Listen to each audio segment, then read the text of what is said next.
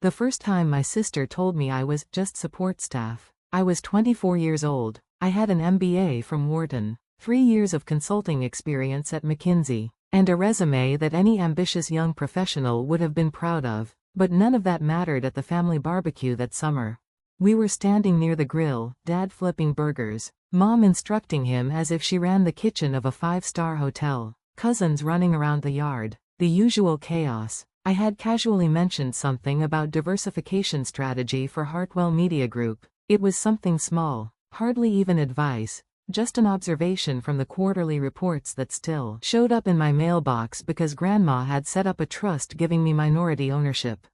That's interesting input from the admin perspective, my sister Victoria said loudly, plastering on a smile that was both sweet and venomous. But strategic decisions require board-level understanding. Maybe focus on, I don't know, whatever it is you do at that consulting firm. Making copies? People laughed. Real laughter. Even my parents chuckled like she'd said something clever. I stood there holding my drink, feeling the sting spread through my chest like someone had splashed cold water down my spine. I wasn't a receptionist. I wasn't an intern. I was a senior associate at McKinsey Company, one of the most prestigious consulting firms in the world. I had led restructuring projects for major corporations, advised executives twice my age, and presented recommendations to CEOs who respected me more than my own family ever had. But to them, I was still Emma, the baby of the Hartwell family, the one who didn't fit into the company, the one who hadn't earned a seat at the table, the one who didn't belong. Hartwell Media Group was our great-grandfather's legacy, founded in 1952 as a little AM radio station, expanded by my grandfather into a regional broadcasting empire, and then shepherded by my father into a sprawling media conglomerate with television, radio, print, and digital holdings. At its peak, the company was valued at around $340 million. My family treated it like royalty. They wore their titles like crowns. My father, Richard Hartwell, CEO. My mother, Patricia, CFO. My older brother, David, Executive VP of Operations. My sister, Victoria, VP of Digital Strategy. As for me, I wasn't even considered for a role. The company needs fresh outside perspectives. Dad had told me after I finished my MBA, you'll be more valuable once you've built independent experience. We don't want people thinking we hand out executive positions to family. Meanwhile, David joined right after his undergrad degree in communications, with a GPA barely above water, and was immediately groomed for leadership. Victoria had one internship and a marketing degree, yet she got a VP title with her own team and a corner office. But me? I needed to prove myself. So I did. 6 years at McKinsey. 6 years working 60-hour weeks, sometimes 90. 6 years mastering media industry strategy, digital transformation, operational restructuring, and market positioning. I made partner track. I earned $280,000 a year. I built a network of CEOs, investors, and strategists across the country. And still, every holiday, I was treated like a glorified intern who fetched coffee for the real executives. How's your little consulting job? Mom would ask, her tone dripping with false sweetness. Still doing that analyst thing? David would tease. When are you going to get a real position at a real company? Victoria didn't even bother with subtlety. She simply smirked as if she knew a joke I'd never get. Ironically, the entire time they dismissed me, Hartwell Media was falling apart. The media landscape was changing faster than they could comprehend, faster than they wanted to comprehend. Digital disruption was eating traditional media alive. Print outlets were dying. Local TV ratings were sinking. Radio was circling the drain. And Hartwell Media was doing nothing to adapt. I read every quarterly report like it was a warning letter. Declining revenue, shrinking margins, bloated costs, a digital division that was all sizzle and no steak. Each report felt like watching a slow-motion car crash, and my family was in the driver's seat, arguing about who was holding the map. Whenever I tried to warn them, they brushed me off. People will always prefer traditional media, Dad insisted. This is temporary. But it wasn't. I knew that from experience, from data, from case studies, from entire restructuring projects built on those truths. Then, When I was 29, the truth finally hit with the force of a wrecking ball. I was having wine with my former McKinsey colleague, Jennifer Park, now a partner at Redstone Capital, a private equity firm specializing in distressed media companies. She swirled her glass thoughtfully and said, "Emma, I'm going to tell you something, and you need to sit down for it." I frowned. "What is it?" "Your family's company is in serious trouble, structural trouble, the kind of trouble that doesn't go away on its own." My heart sank. "I know it's bad, but..." "No, Emma, we're analyzing Hartwell as a potential acquisition target, and if nothing changes, the company will be insolvent in 3 to 5 years." I felt the world tilt slightly. Insolvent? Your debt load is dangerous. Your traditional revenue streams are collapsing. Your mother's accounting strategies are hiding the early signs, but not for long. If someone doesn't restructure the company soon, Hartwell Media is going to break apart. What would Redstone do if you bought us?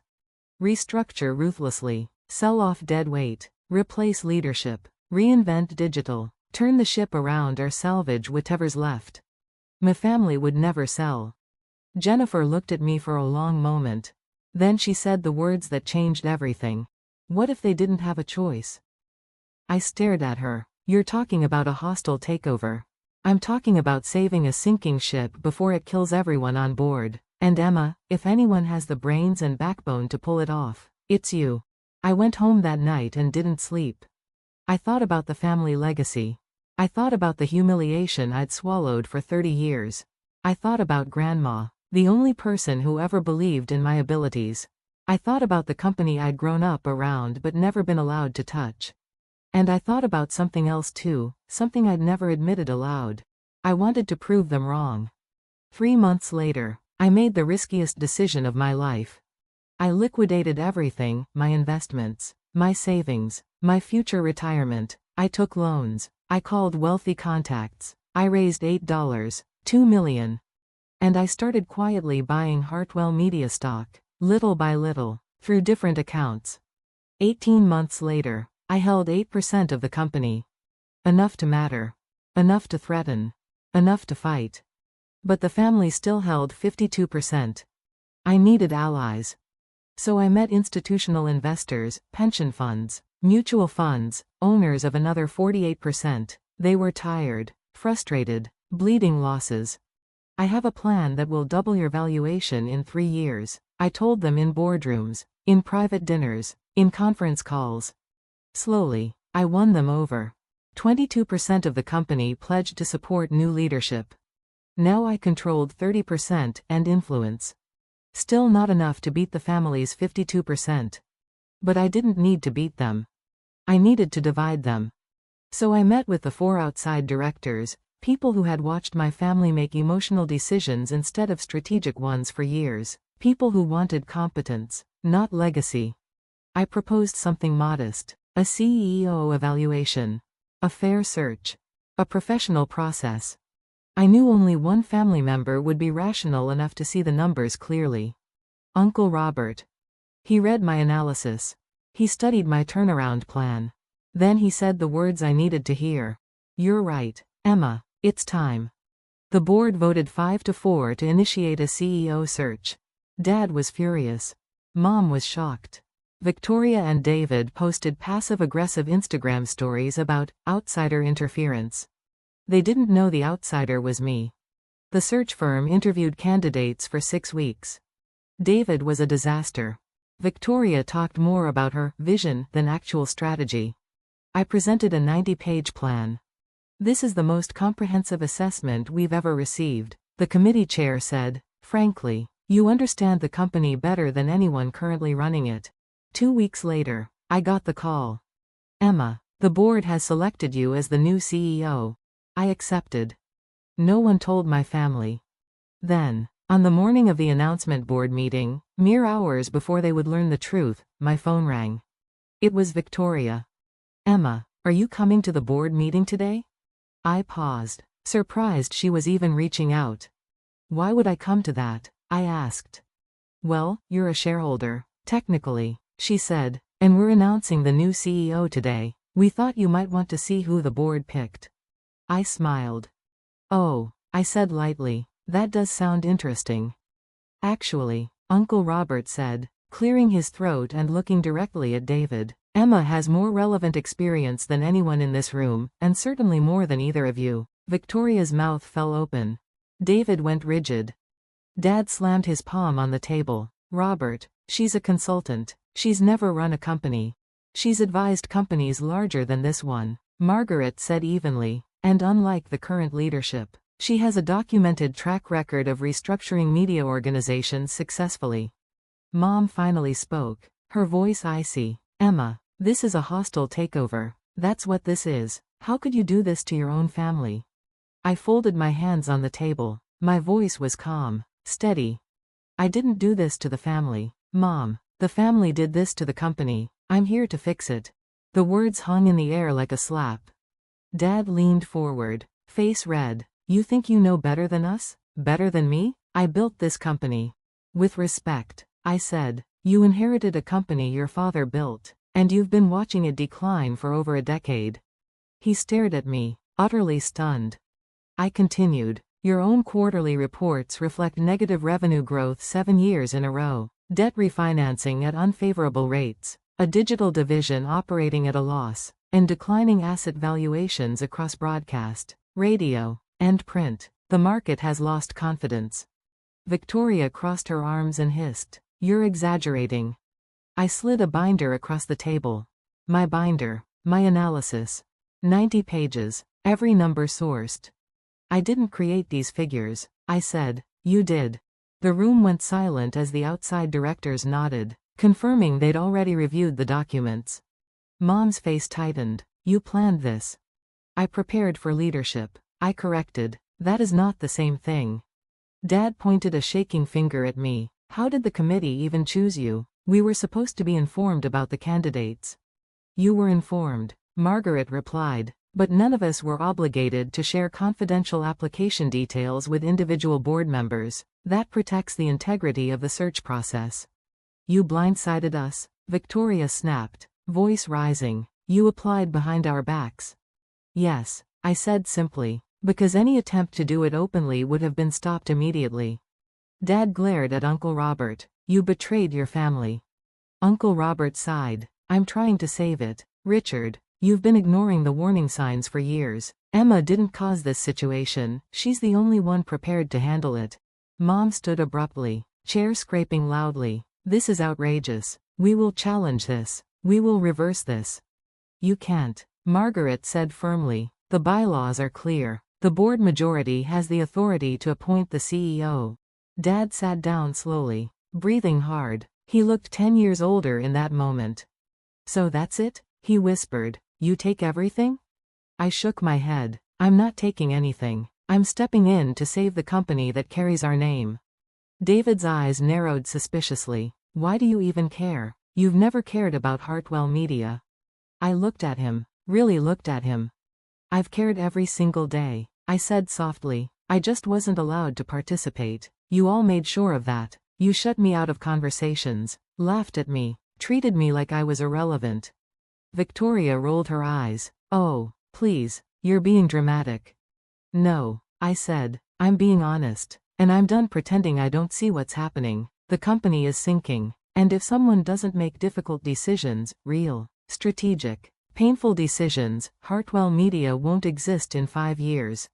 I slid a second binder onto the table, my turnaround plan. Here is how we fix it.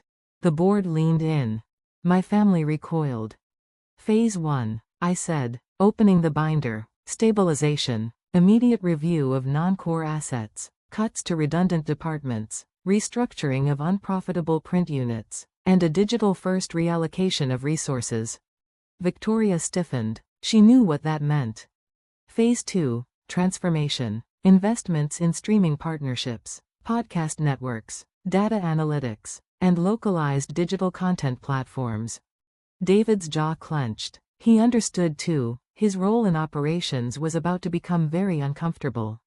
And Phase 3, growth. We reposition Hartwell Media not as a traditional broadcaster, but as a regional digital powerhouse. Dad looked at me for a long moment. You've been planning this, he whispered, all this time. Because I had to. I said quietly. No one else was doing it. Margaret nodded. We'll schedule a follow-up meeting next week to begin implementation. For now, this meeting concludes with the formal appointment of the new CEO. She closed her folder. Welcome, Emma. The outside directors stood first. Then Uncle Robert. My family didn't move. They were frozen. I rose from the CEO's chair. Thank you, I said to the board. I won't let you down. I gathered my portfolio and walked toward the door. As I reached it, Dad spoke in a low, broken voice. Emma? I turned. He looked at me with pain, anger, and something else, fear. Are you really going to change everything? I met his eyes. Yes, I said, everything. Then I walked out of the room, the new CEO, and finally, undeniably, a Hartwell who belonged.